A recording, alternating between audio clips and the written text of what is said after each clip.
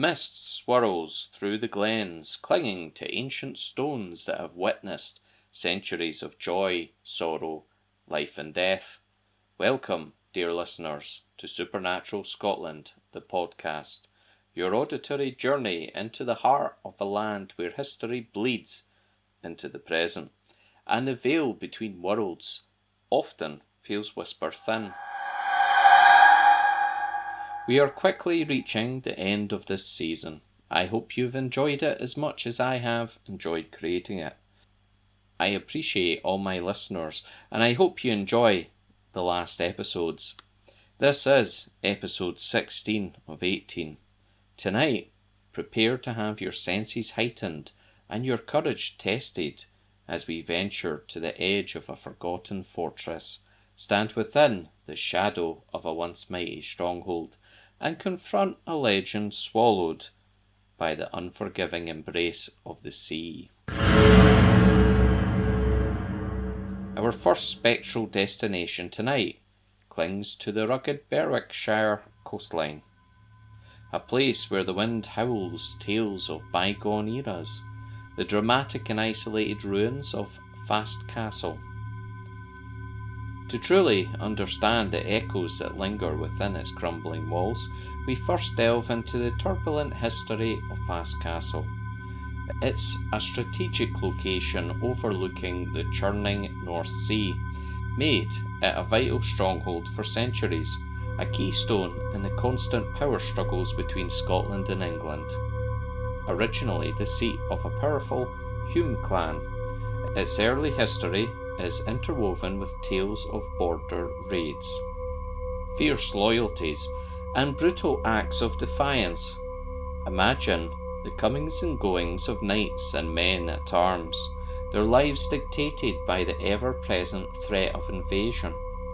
The castle changed hands numerous times, often through sieges and acts of cunning.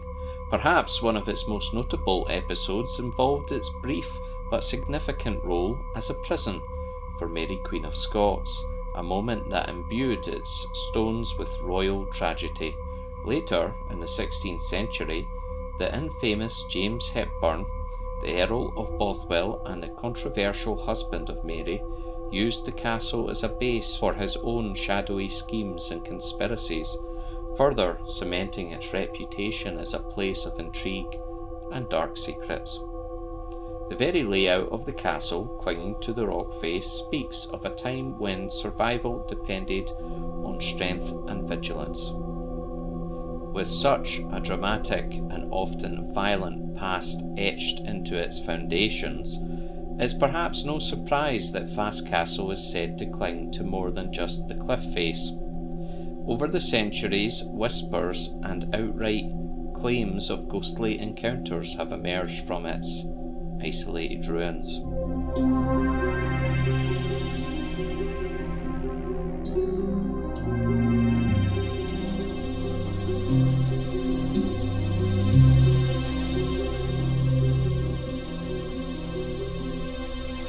Many have reported the unsettling sight of shadowy figures, their forms indistinct yet undeniably present. Moving with a sense of purpose along these ruined ramparts, perhaps the spectral remnants of long-dead sentinels, forever bound to their post.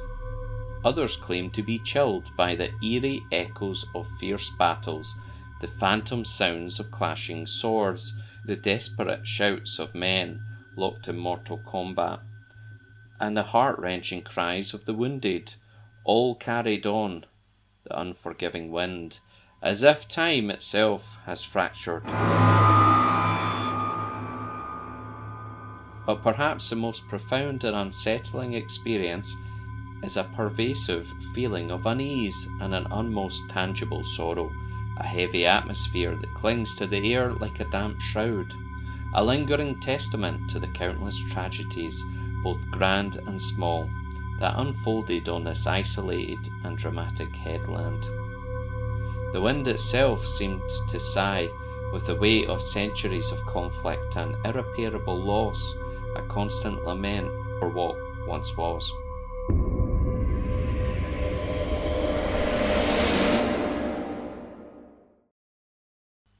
Our spectral journey now takes us westward across the rolling Scottish landscape to the imposing and equally history-laden stronghold of Tantallon Castle in East Lothian, a place that exudes both grandeur and palpable sense of the past.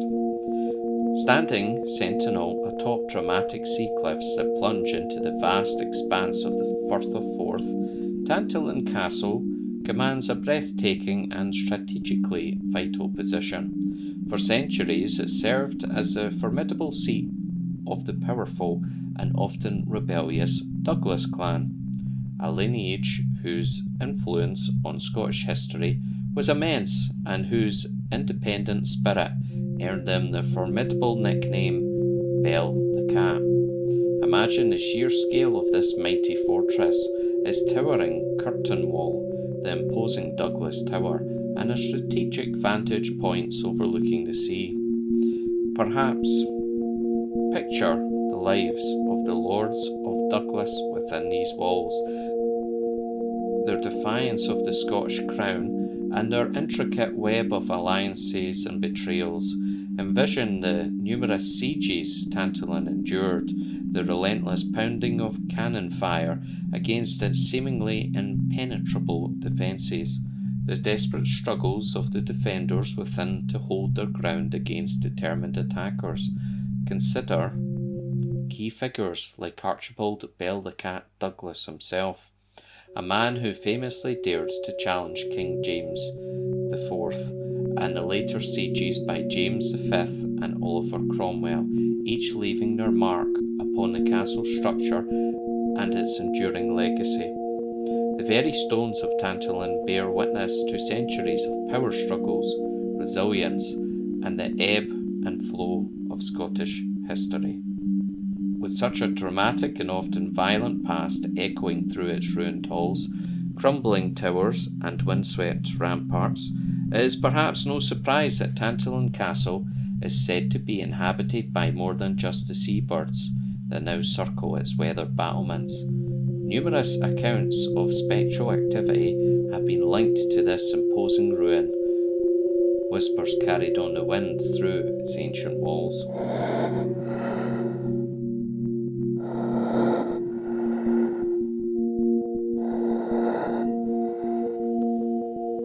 Perhaps the most frequently reported apparition is a melancholic ghost of a woman in white, often glimpsed as a fleeting ethereal figure gliding silently along the battlements, her form shimmering in the fading light of dusk near the cliff edges, forever searching the horizon for a lost love or mourning a devastating tragedy that unfolded within these very walls.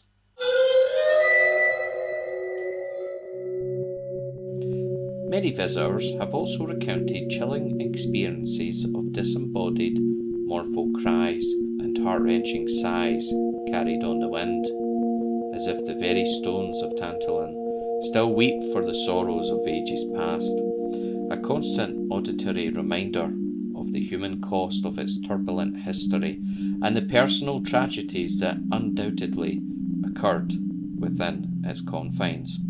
Furthermore, the fleeting shadows of figures resembling ancient warriors in worn and battle-scarred armour have been seen moving through the ruined courtyards and along the ramparts, phantom echoes of the countless sieges and fierce battles that scarred this formidable fortress. Phantom echoes of the countless sieges and fierce battles that scarred this formidable fortress. Perhaps the lingering spirits of those who fought and died defending its walls.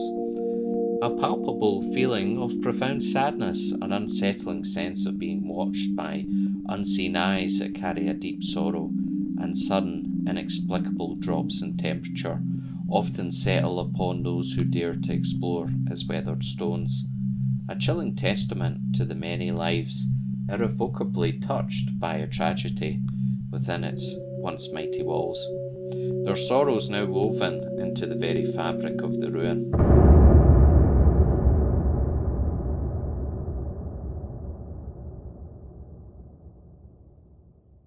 Our final spectral destination on this journey into the heart of supernatural Scotland takes us to a place where the raw and untamed power of nature itself becomes intertwined with haunting and unforgettable legend.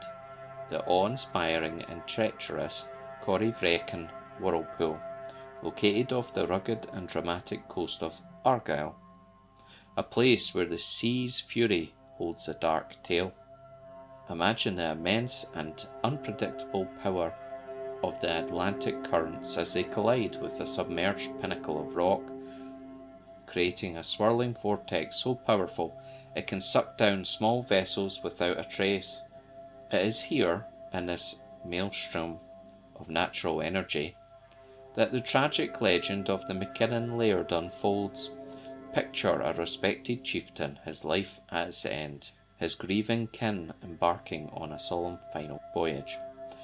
A fleet of traditional Hebridean boats carrying his body across the sea for burial on sacred ground, but their chosen path led them directly to the treacherous embrace of the Corrievreckan Channel. Visualize the small boats tossed and turned by the increasingly violent currents, the growing fear on the faces of the mourners as they realize the sheer power of the whirlpool they have entered. Feel the dread as the swirling water rises, an unstoppable force about to claim them all, the living and the dead.